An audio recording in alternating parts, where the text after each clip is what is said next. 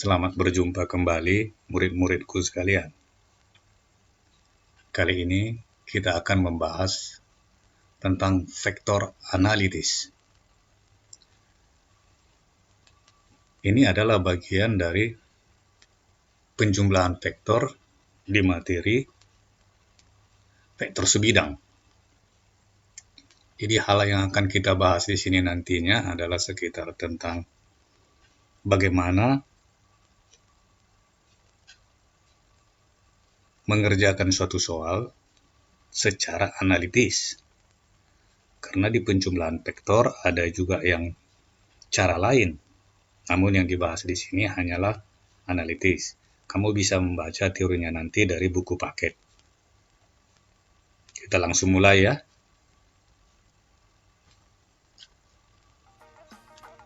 Ini adalah grafik dari sinus. Perhatikan yang berwarna merah ini. Sedangkan yang berwarna hijau ini adalah grafik dari kosinus. Sedangkan yang ungu ini adalah grafik tangen. Sebenarnya saya tidak mengajarkan kepadamu tentang grafik ini. Saya hanya berusaha untuk menunjukkan seperti inilah grafik sinus itu. Ini nanti akan dibahas sebenarnya lebih dalam di matematika. Kalaupun di buku fisika di bagian gelombang. Itu dulu tentang grafik ini ya nak ya. Nah, sekarang kita bahas dengan kuadran. Nanti di pelajaran ini ada yang dinamakan kuadran. Perhatikan kuadran berikut ini. Kuadran 1 itu antara 0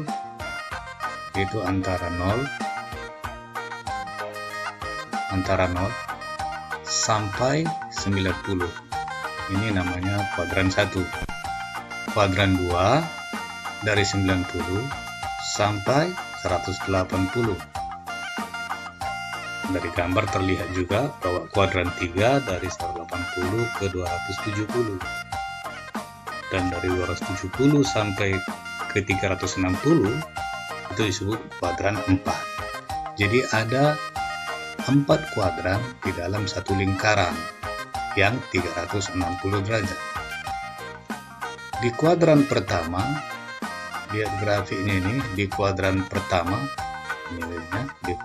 lihat gambarnya di kuadran pertama, semua positif. Positif yang dimaksud adalah sinusnya positif, cosnya positif, tangennya juga positif. Sedangkan di kuadran kedua yang positifnya cuman sinus. Di kuadran ketiga tangen, dan di kuadran keempat hanya kosinus yang positif. Tentu yang lainnya berarti bertanda negatif. Kuadran ini penting juga kamu ketahui karena nanti yang diberitahu biasanya sudutnya dari 0 sampai 90. Selanjutnya dia akan berulang di kuadran 2, 3, dan 4. Inilah tabel-tabel sudut istimewa itu. Lihatlah grafik ini dari 0 sampai 90 di satu kuadran. Ini kuadran 1. Nanti di kuadran 2 angkanya sama tetapi dengan tanda-tanda yang berbeda. Anda lihat di tabel ini untuk 0 ada satu angka, tapi untuk 30 ada 2 variasi angka di situ. Lihatlah di sudut 45 ada juga 2 variasi, dan di sudut 60 setengah akar 2, lihat sinus 45 setengah akar 2 atau 0,707. Kalau seandainya membutuhkan pakai akar, pilihlah setengah akar 2. Kalau pakai koma, pilihlah 0,707. Demikian untuk sudut-sudut yang lain. Bisa dimengerti ya? Jadi itu 2 bagian hanya untuk membedakan desimal dengan pakai akar. Dan suatu saat nanti kita juga akan mencari bagaimana mencari angka-angka ini. Tapi sampai sekarang kita awalnya ini hanya untuk mengetahui saja dulu, seperti ini. Syukur-syukur bisa direkam di HP.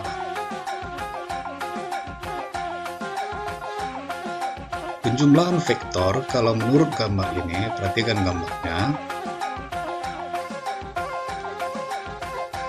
Ada vektor F1, ada vektor F2 yang diapit oleh sudut alfa.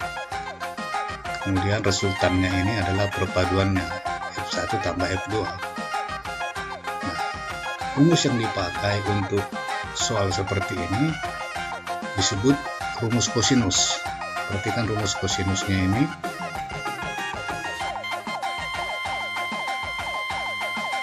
Akar F1 kuadrat tambah F2 kuadrat tambah 2 F1 F2 cos alfa.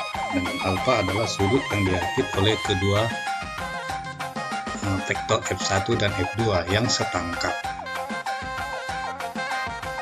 Ada juga rumus lain namanya rumus sinus, rumus sinus.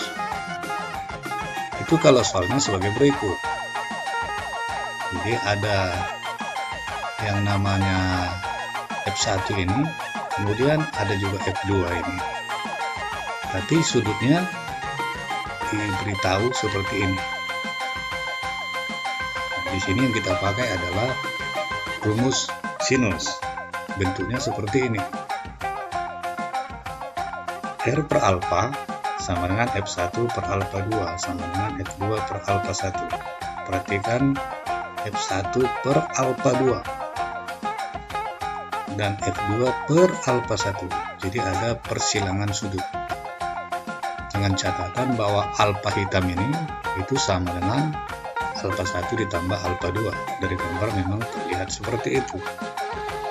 Beginilah penjumlahan vektor kalau vektornya ada 2.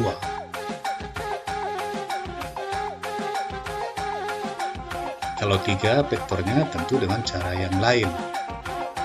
Atau 2 kali cara dengan menggunakan rumus yang baru kita kenal ini. Kemudian di dalam vektor analitis ada yang namanya proyeksi vektor. Proyeksi artinya gambaran, digambarkan terhadap. Itulah namanya proyeksi. Perhatikan gambar berikut. Yang biru ini namanya adalah vektor F. Di gambar ya, namanya vektor F. Nah, yang paling bawah ini namanya Fx. Ini adalah proyeksi vektor F terhadap sumbu X. Itu namanya Fx. Sedangkan Fy ini adalah proyeksi vektor F terhadap sumbu Y. Itu namanya Fy. Nah, jadi kalau kita lihat gambarnya ini, kalau kita tarik garis ini, yang hijau dan yang biru, seperti namanya segitiga siku-siku. Nah, yang di depan ini sudutnya, lihatlah bawah di depannya ini, panjangnya ini, yang tegak ini, itulah yang disebut dengan sisi depan. Perhatikan ya, di depan sudut alfa ini, inilah yang disebut sisi depan. Jadi inilah sisi depannya. Yang biru ini, inilah sisi miringnya. Sedangkan yang hijau ini adalah sisi samping. Ini alfanya, dia di samping sudut itu sisinya, maka disebut dengan sisi samping.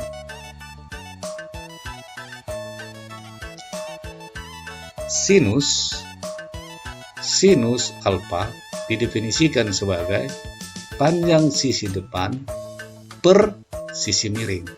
Panjang sisi depan per sisi miring. Sisi miring tentu sisi yang lebih panjang dari kedua sisi lainnya. Banyak orang menghafal ini dengan nama sindemi. Sinus depan miring, sindemi. Kamu boleh ikut-ikutan juga untuk menghafal ini. Sedangkan kosinus itu didefinisikan sebagai sisi samping per sisi miring. Sisi samping ini per sisi miring. Itulah yang dimaksud dengan kosinus. Sedangkan tangen adalah sisi depan, sisi di depan, ini di sisi depan, di depan si sudut itu, ini sisi depannya, per sisi samping. Nah, ini sisi samping. Itulah yang disebut dengan tangen. Dihafal dengan tandesa. Tangen depan per samping. Jadi, kalau kita ikuti matematisnya, maka sinus alfa sama dengan Fy per F. Nah, dari mana ini Fy? Sedangkan Fy ada di sini. Inilah sisi depan ini sama panjangnya dengan Fy. Maka sinus alfa sama dengan Fy per F. Maka secara matematik Fy sama dengan F sinus alfa. Demikian juga untuk cos. Cos alfa adalah Fx per F. Lihat di sini, cos itu adalah sisi samping per sisi miring. Karena yang ditanya adalah Fx, maka kita pakai cos. Cos alfa sama dengan Fx per F. Maka secara matematis Fx sama dengan F cos alfa. Semoga kamu mengerti sampai sini ya, nak. Kalau tidak mengerti, boleh mengulang kembali video ini. Tapi untuk sementara kita lanjut saja dulu, nanti kamu boleh ulang ya, boleh ulang. Untuk lebih mengerti, perhatikan contoh soal 1. Tentukan besar sinus theta dan tangen phi. Jadi yang huruf Yunani seperti ini namanya adalah phi. Lihat gambarnya. Sisi sini namanya A, ini B, ini C. Kita cari yang namanya siku-siku, ada di sini. Jika ditanya sinus alfa, ditanya adalah sinus alfa. Kira-kira mana jawabnya? Ditanya sinus ini. Padahal sinus tadi rumusnya adalah sin demi. Sin demi. Depan per miring. Depannya mana? Depannya, ini dia sudutnya. Depannya adalah ini. Depannya adalah si A. Miringnya mana? Miringnya si C. Ini miringnya si C ini. Jadi jawabnya sin theta sama dengan A per C. Demikian juga sekarang ditanya adalah tan phi. Ini phi-nya. Apa itu tangen? Tangen itu adalah tandesa. Depan per samping. Mana depannya? Ini sudut phi-nya. Depannya adalah si B. Nah, depannya adalah si B. Sampingnya adalah si A. Maka tan phi sama dengan B per A. B per A.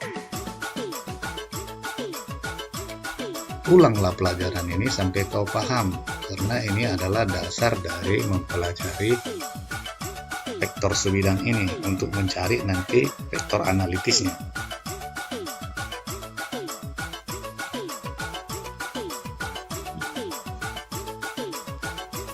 Kita langsung ke soal latihan 1. Perhatikan gambar berikut. Jika besar F sama dengan 25 Newton dan besar sudut alfa sama dengan 37 derajat, tentukan besar Fx dan Fy. Bagaimana cara mengerjakannya? Ya, cara mengerjakannya masih seperti biasa. Ini fx, ditanya adalah fx yang sini, sedangkan yang merah ini adalah fy, ditanya adalah fx dan fy. Bagaimana tadi mencari fx ini? Nah, kalau kamu mundur tadi ke belakang sebentar, tengokkan rumusnya, bahwa rumus fx nanti menggunakan cos, bahwa fx nanti adalah f cos alpha. Silakan pelajari lagi nanti teori sebelumnya. Sedangkan fy itu sama panjangnya ini, sisi di depannya, maka nanti dia menggunakan sinus. fy sama dengan f sin alpha.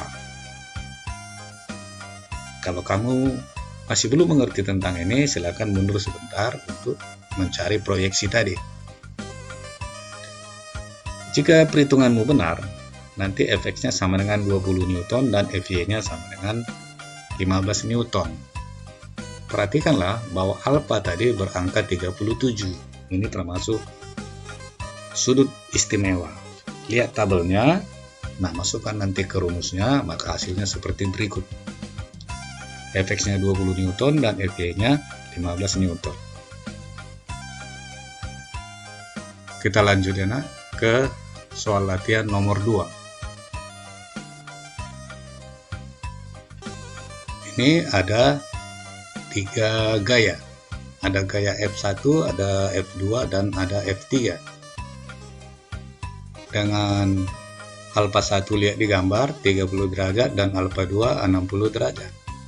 Ditanya adalah resultannya dan sudut apitnya terhadap sumbu X.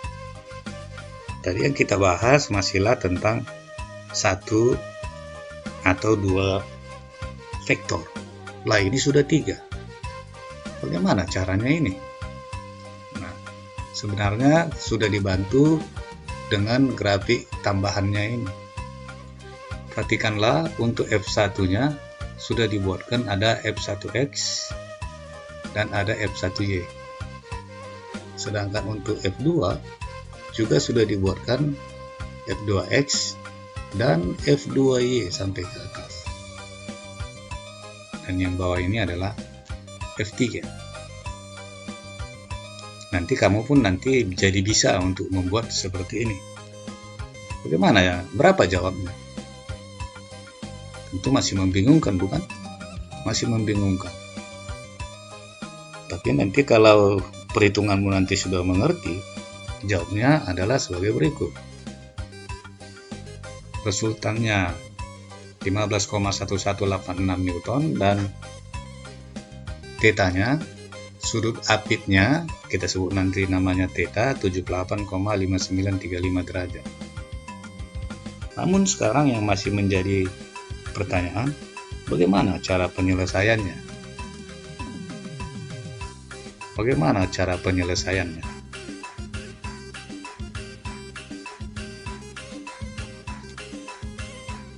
Sebelumnya kita harus belajar teori untuk mengerjakan itu. Perhatikan gambar berikut. Ini ada vektor A membentuk sudut alfa dengan sumbu X. Kita akan ulang sebentar nak ya. Kita akan ulang untuk lebih mengerti. Jika kita tarik garis dari tanda panah ini ke bawah ke arah sumbu X, maka otomatis di sini menjadi 90 derajat. Jika kita tarik terhadap sumbu X, maka kita tarik nanti vektor dari sumbu tangkapnya ini, titik tangkapnya akan menjadi AX. Ditarik dari sini ya.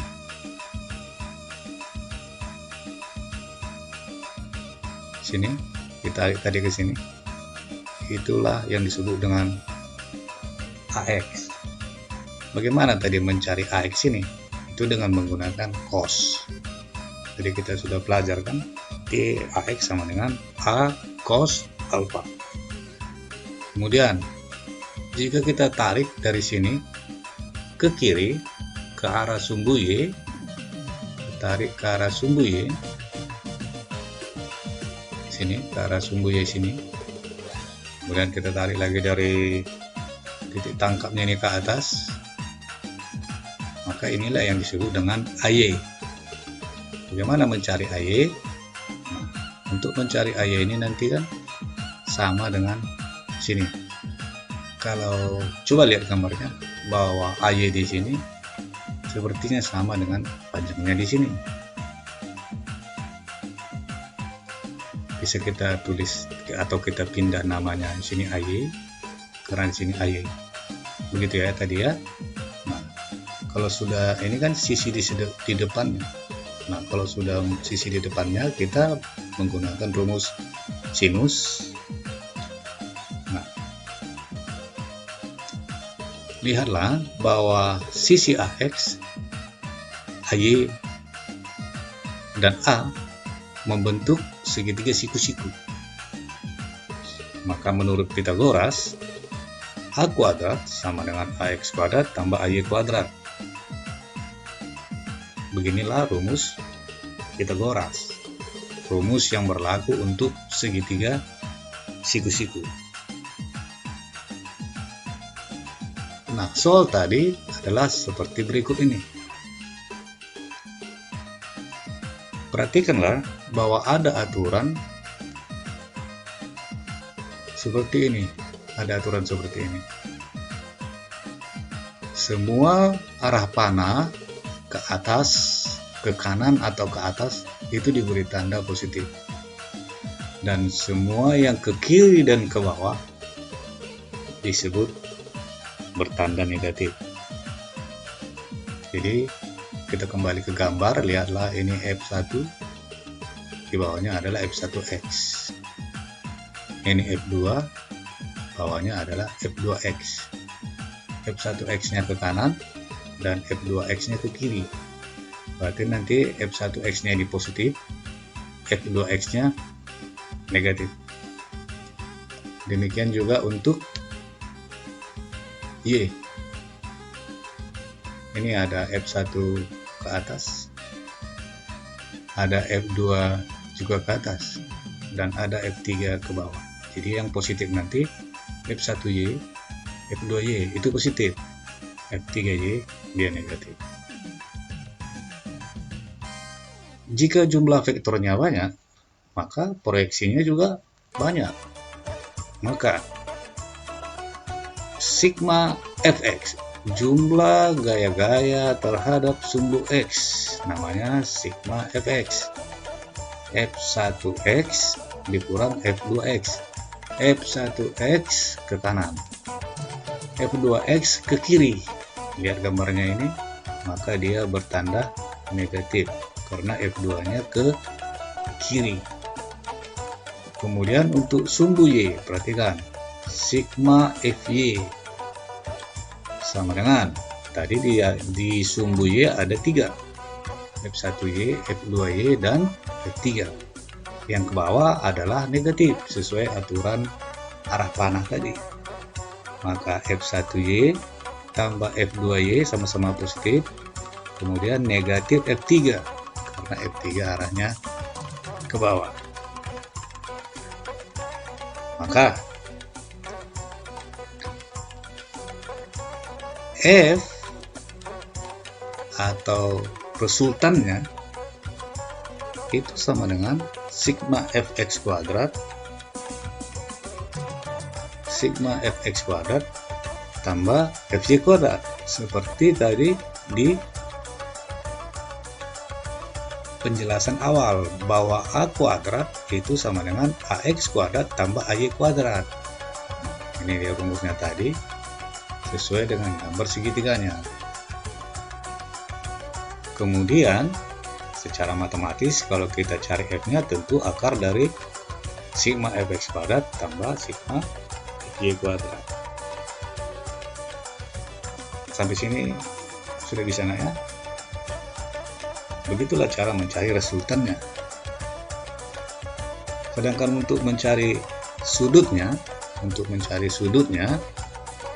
karena diberitahu sigma fx dan sigma fy, sisi di hadapan dan di sisi di sebelah, maka gunakan tangen. Tangen alfa sama dengan sigma fy per sigma fx. Secara matematik disebutkan mencari alfa seperti ini. Alfa sama dengan arcus. ARC ini kepanjangannya adalah arcus. Arcus tangen sigma fy per sigma fx. Gunakan kalkulator untuk menghitung ini supaya lebih mudah. Nah, begitu caranya. Pelan-pelan pelajari ini. Kalau ada yang kurang dimengerti, boleh ditanyakan kepada gurumu. Bagaimanalah caranya supaya teori ini mudah, teori ini bisa dimengerti. Jadi ketika masuk ke teori yang lebih lanjut, ini adalah modal dasarmu. Seperti itu dulu ya nak ya. Kalau ada pertanyaan seperti tadi boleh diajukan. Sampai ketemu lagi. Terima kasih.